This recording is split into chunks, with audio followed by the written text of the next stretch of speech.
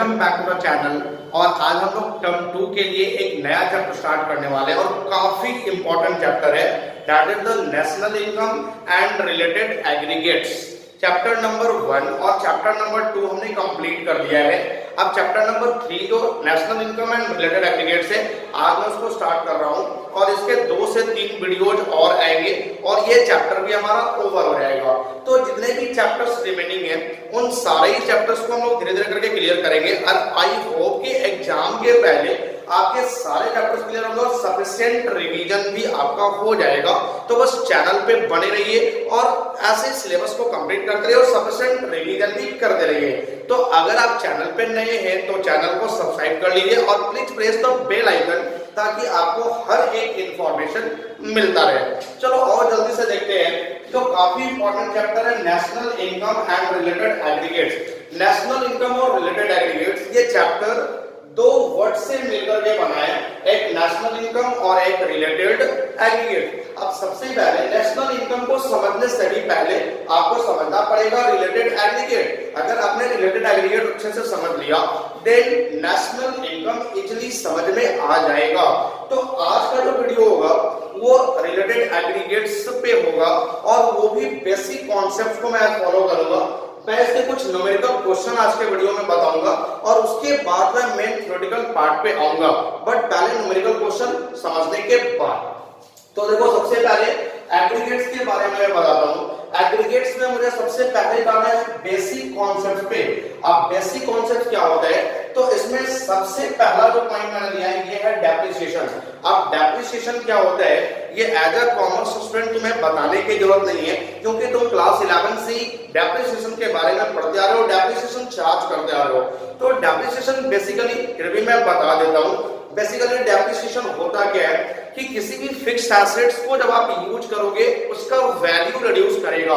तो जो value reduce करेगा उसी को मैं बोलता हूं डेप्रिसिएशन। कि फॉर एग्जांपल आपने एक बाइक खरीदा और उस बाइक का कॉस्ट है 2 लाख रुपए। अब जब आप 1 ईयर यूज करने के बाद उस बाइक को सेल करने जाओगे तो क्या आपको उसके 2 लाख रुपए मिलेगी? नहीं, आपको उसके 2 लाख रुपए नहीं मिलेगी। आपको मिलेगी उसकी कुछ कम करके, यानी 1,50,000 मिली। तो वो 1,50,000 जो वैल्यू रिड्यूस किया 50,000 का, उस 50,000 के वैल्यू को मैं क्या बोलूंगा? डेप्रिसिएशन। यहाँ पे क्या है कि फॉर एग्जांपल कि आपने कोई भी बाइक परचेज की और उस बाइक का टोटल कॉस्ट है 2 लाख रुपए। बाइक का जो टोटल कॉस्ट है वो 2 लाख रुपीज है। तो ये 2 लाख रुपीज को मैं क्या बोलूंगा? Gross value. इस 2 लाख को मैं बोलूंगा ग्रॉस वैल्यू, कि जिस वैल्यू पे भी आप कोई गुड्स परचेज करते हो या कोई एसेट्स परचेज करते हो वो उसकी ग्रॉस वैल्यू होती है। फर्दर आपने उसे 1 ईयर तक यूज किया और यूज करने के बाद जब आप उसने सेल किया तो सेल करने पर टोटल वैल्यू आपको मिली 1,50,000 इस बाइक की। तो यहाँ पे ये जो 150 आपको वैल्यू मिली इसको मैं बोलता हूं नेट वैल्यू। ये मेरा नेट वैल्यू हो जाता है। अब यहाँ पे 50,000 का रिड्यूस देखने को मिल रहा है, तो दैट इज 50,000 इज डेप्रिसिएशन। ये 50,000 की मेरा डेप्रिसिएशन है। तो यहाँ पे देखो अगर ग्रॉस वैल्यू दी है, क्वेश्चन में दोनों में से कोई भी दी हुई हो सकती है, कि ग्रॉस वैल्यू भी दी हुई हो सकती है और नेट वैल्यू भी दी हुई हो सकती है। अगर ग्रॉस वैल्यू दी हुई है और नेट वैल्यू निकालना है तो ग्रॉस वैल्यू से नेट वैल्यू निकालने के लिए आप डेप्रिसिएशन को क्या करोगे?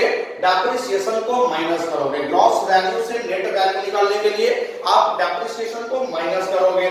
और अगर नेट वैल्यू दी हुई है और आपको ग्रॉस वैल्यू निकालना है तो वापस से इस डेप्रिसिएशन को आप क्या करने वाले हो? ऐड करने वाले हो। तो डेप्रिसिएशन का रूल क्या होगा कि अगर ग्रॉस वैल्यू है और नेट वैल्यू पे जाना है देन डेप्रिसिएशन माइनस होगा, और अगर नेट वैल्यू है ग्रॉस वैल्यू पे जाना है देन डेप्रिसिएशन वापस से ऐड हो जाएगा। तो मैं चला जाऊंगा ग्रॉस वैल्यू पे कि यहाँ 150 है और इसमें 50,000 का मैं डेप्रिसिएशन ऐड कर दूंगा तो मेरी ग्रॉस वैल्यू आ जाएगी 2 लाख रुपए। आई होप कि ये पहला बेसिक कॉन्सेप्ट क्लियर है। नेक्स्ट हमारा है net indirect tax. Net indirect tax. अब देखो नेट इनडायरेक्ट टैक्स होता क्या है? जनरली आप किसी भी चीज का प्रोडक्शन करते हो, आप किसी भी गुड्स का प्रोडक्शन करते हो तो उसके प्रोडक्शन में जो भी कॉस्ट लगता है, फॉर एग्जांपल मैंने किसी गुड्स का प्रोडक्शन करा और उसका प्रोडक्शन कॉस्ट आया 1 लाख रुपए, गुड्स का प्रोडक्शन कॉस्ट आया 1 लाख रुपए, तो that production cost is called the factor cost. कि किसी भी गुड्स का प्रोडक्शन करने में जो भी कॉस्ट लगता है उस कॉस्ट को मैं क्या बोलता हूँ, फैक्टर कॉस्ट।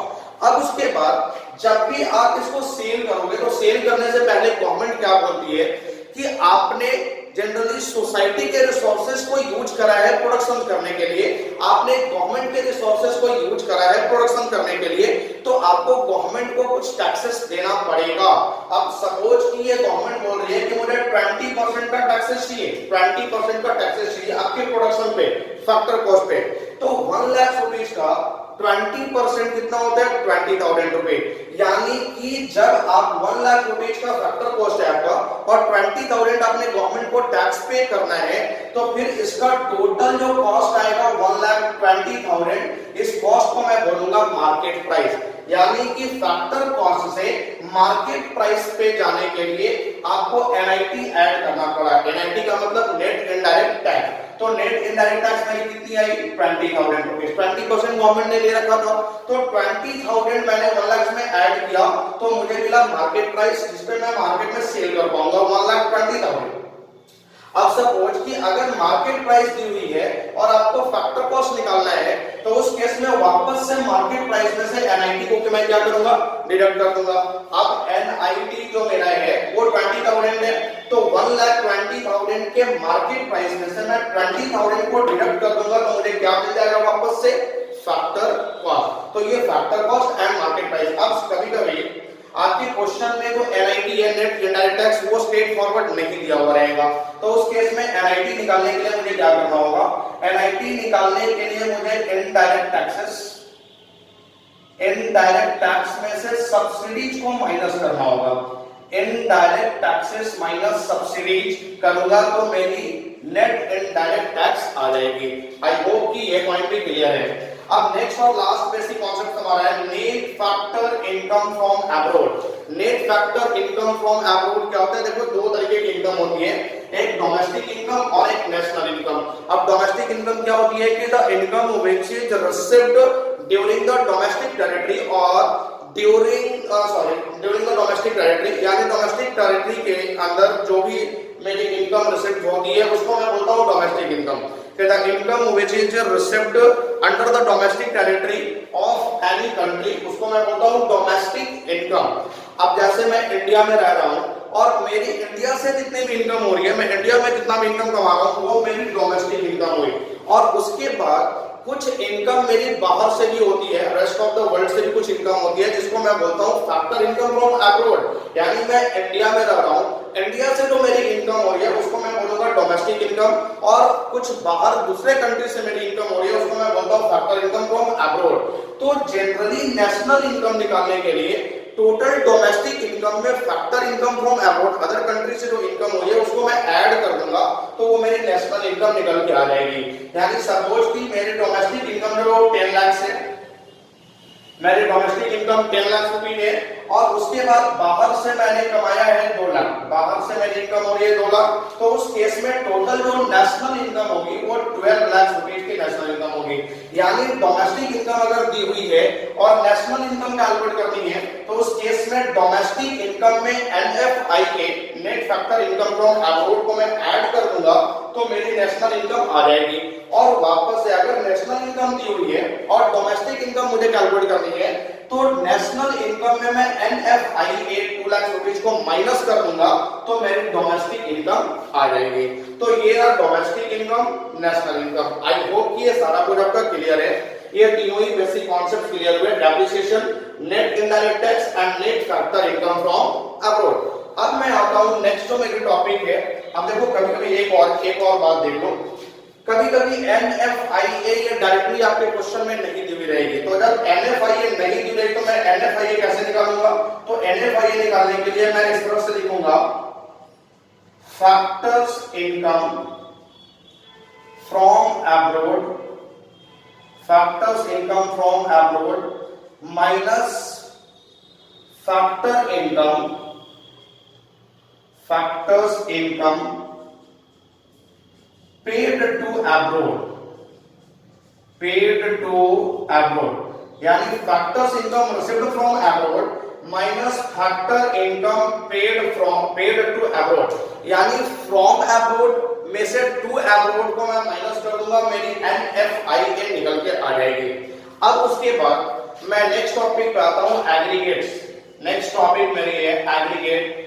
अब एग्रीगेट्स जो होता है वो होता क्या है, सबसे पहले तो आप ये समझो कि पूरे इकोनॉमी में मेनली 8 एग्रीगेट्स होते हैं। पूरे इकोनॉमी में 8 एग्रीगेट्स होते हैं और ये 8 एग्रीगेट किस तरह से देखने में या सुनने में या बोलने में लगते हैं कि वो GDP at MP, GNP at MP, NDP at MP, NDP at FC, ऐसे करके ये 8 एग्रीगेट टोटल देखने को मिलते हैं।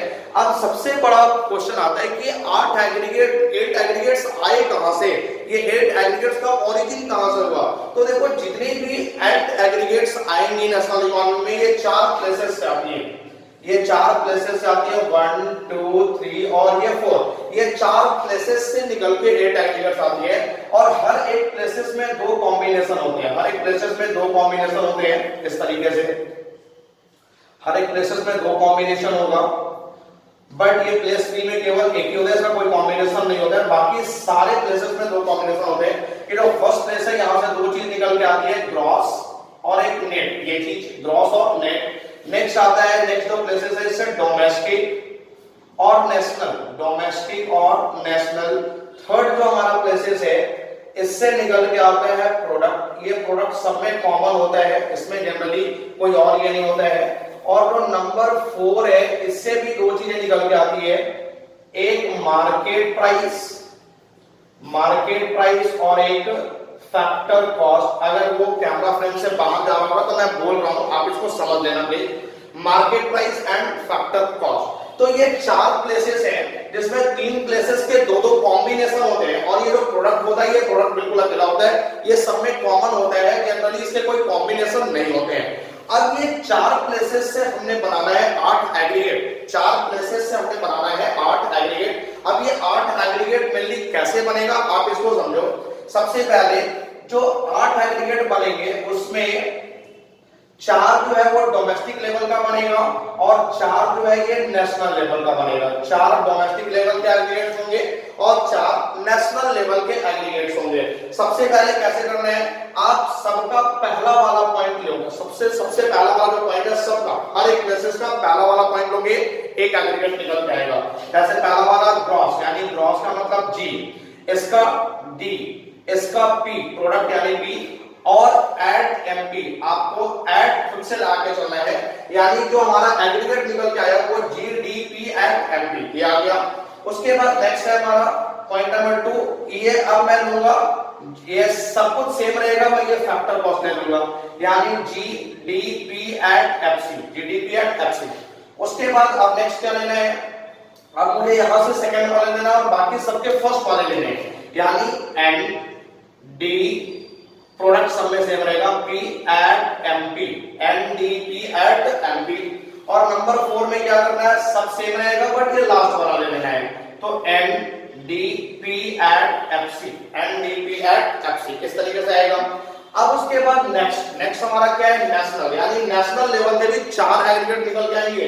अब क्या करना है, पहला लेना है और बाकी सबका सेकंड वाला लेना है, यानी कि नंबर 5 में आ जाएगा G, पहला वाला G, इसका N और प्रोडक्ट में P at MP, GNP at MP। उसके बाद नंबर 6 में क्या करना है, ये सब सेम रहेगा बट ये FC आ जाएगा, यानी GNP एट FC। उसके बाद अब मुझे नेट लेना है, यानी यहां से तो नेट और बाकी सबका सेकंड वाला, यानी N फिर N यहां से P at MP, NNP at MP। और नंबर 8 में मुझे क्या लेना है, नेट, यानी NNP एट FC, ये वाला लेना है, NNP एट FC। तो इस तरीके से टोटल 8 एग्रीगेट निकल करके है, GDP at MP, GDP at FC, GDP at MP, NDP at MP, NDP at FC, GNP at MP, GNP at FC, NNP at MP and NNP at FC। तो I hope कि ये सारे points आपको clear हो गए। अब इसको बोलना किस तरीके से है उसको समझो।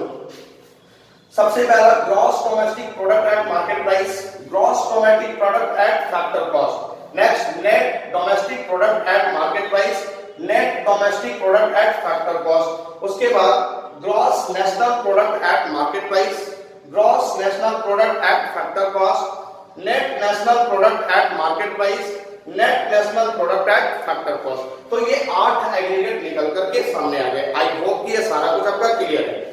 अब उसके बाद मैं एक एग्जांपल लेता हूं और इस एग्जांपल से समझो कि कैसे करना है। देखो जनरली 8 एग्रीगेट्स में कोई एक एग्रीगेट्स दे देगा और एक एग्रीगेट्स आपको निकालने बोल देगा, कोई भी एग्रीगेट्स दे देगा और किसी भी एग्रीगेट्स को निकालने बोल दिया जाएगा।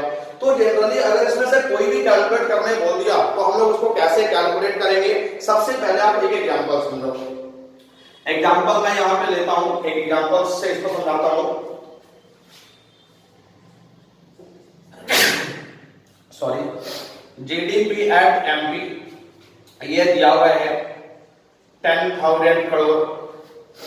उसके बाद दिया हुआ है depreciation equal to 200 crore.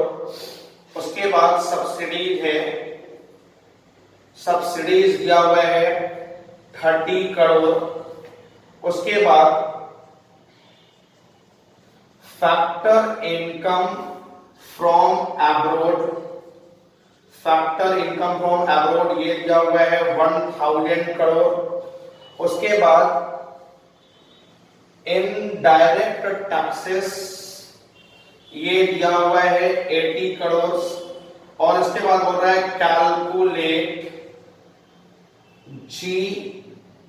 NNP at FC, calculate NNP at FC. अब इसको समझो, एक एग्जांपल इसको समझो। क्या क्या दिया हुआ है, जीडीपी एट एमपी, डेप्रिसिएशन दिया हुआ है, सब्सिडीज दिया हुआ है, फैक्टर इनकम फ्रॉम एब्रोड दिया हुआ है और इनडायरेक्ट टैक्सेस दिया हुआ है। कैलकुलेट क्या करना है, एनएनपी एट एफसी। अब इसका कैलकुलेशन कैसे करना है वो समझो। जो कैलकुलेट करना है उसको मैं लेफ्ट साइड में रख लूंगा और जो गिवन है उसको मैं राइट साइड में रखूंगा। तो एनएनपी एट फैक्टर कॉस्ट ये आपको कैलकुलेट करना है, ये आप लेफ्ट साइड में रखोगे। और जीडीपी एट एमपी ये गिवन है तो इसको आप राइट साइड में रखोगे। ये हो गया। अब उसके बाद देखो यहाँ पे कैलकुलेशन कैसे करना है, बेसिक कॉन्सेप्ट आपका पूरी तरह से क्लियर होगा। अब देखो यहां से ये दिया है, ये गिवन है, मुझे यहां जाना है, यानी कि जी से ग्रॉस से नेट पे जाना है, ग्रॉस से नेट पे जाना है। तो ग्रॉस से नेट पे जाने के लिए मैं क्या करता हूं, डेप्रिसिएशन को माइनस करता हूं। तो माइनस डेप्रिसिएशन माइनस हो गई। उसके बाद डी से एन यानी डोमेस्टिक से नेशनल पे जाना है, डोमेस्टिक से नेशनल पे जाना है। तो डोमेस्टिक से नेशनल पे जाने के लिए एनएफआईए को मैं प्लस करता हूं, एनएफआईए को मैं प्लस करता हूं। उसके बाद पी तो दोनों में कॉमन है, पी दोनों में कॉमन है। उसके बाद मार्केट प्राइस से फैक्टर कॉस्ट पे जाना है। तो मार्केट प्राइस से फैक्टर कॉस्ट पे जाने के लिए एनआईटी को मैं क्या करता हूं, माइनस करता हूं। मेरी एनआईटी ये माइनस हो जाएगी। मार्केट प्राइस से फैक्टर कॉस्ट पे जाने के लिए मैं एनआईटी को माइनस कर देता हूं। अब उसके बाद समझो यहाँ पे जीडीपी एट एमपी ये दिया हुआ है 10,000 करोड़, 10,000 माइनस डेप्रिसिएशन दिया हुआ है 200 करोड़, 200। उसके बाद जो एनएफआईए है ये डायरेक्टली क्वेश्चन में गिवन नहीं है, यहां पे दिया हुआ है income from, factor income from abroad. तो अगर एनएफआईए डायरेक्टली दिया हुआ नहीं रहता तो मैं कैसे निकालता हूं, factor income received from abroad minus factor income paid to abroad. तो रिसीव्ड फ्रॉम एब्रोड में ये 1000 करोड़ है, but factor income paid to abroad ये नहीं दिया हुआ है, तो इसको मैं 0 ले लूंगा, यानी जो नहीं है उसको मैं 0 ले लेता हूं। और एनआईटी भी आपके क्वेश्चन में डायरेक्ट नहीं है, तो एनआईटी निकालने के लिए मैं क्या करता हूं, इनडायरेक्ट टैक्सेस में से सब्सिडीज को माइनस करता हूं। तो इनडायरेक्ट टैक्सेस मेरी 80 करोड़ है, तो 80 करोड़ माइनस सब्सिडीज है 30 करोड़, 30 करोड़ ये होगी। अब इसके बाद मैं सॉल्व करूंगा, तो 10,000 माइनस 200 प्लस 1000 उसके बाद -50। अब अगर मैं इसको सॉल्व करता हूं तो ये टोटल आ रहा है मेरे 10,750 करोड़, 10,750 करोड़। ये मेरी कौन सी सरकारी net national product at factor cost, और जो भी आंसर आएगा वो बिल्कुल करोड़ में आएगा। तो आई होप कि ये सारा पॉइंट्स आपका क्लियर है। तो इस तरीके से मैं इसका प्रॉब्लम सॉल्व करता हूं। आई होप कि ये सारा कुछ क्लियर है। अब इसके बाद बाकी के जो टॉपिक है इसके मैं नेक्स्ट वीडियो में कवर करूंगा। आप साथ साथ इसका नोट्स बनाते रहो, और अगर किसी भी तरह का कोई प्रॉब्लम है आप कमेंट सेक्शन में आ जाओ, मैं वहां के सारे प्रॉब्लम्स को दूर कर दूंगा, सारे डाउट्स क्लियर कर दूंगा। तो आप इसका नोट्स बनाओ और कल वेट करो, कल आपको इसके सेकंड पार्ट भी मिल जाएंगे। Thank you.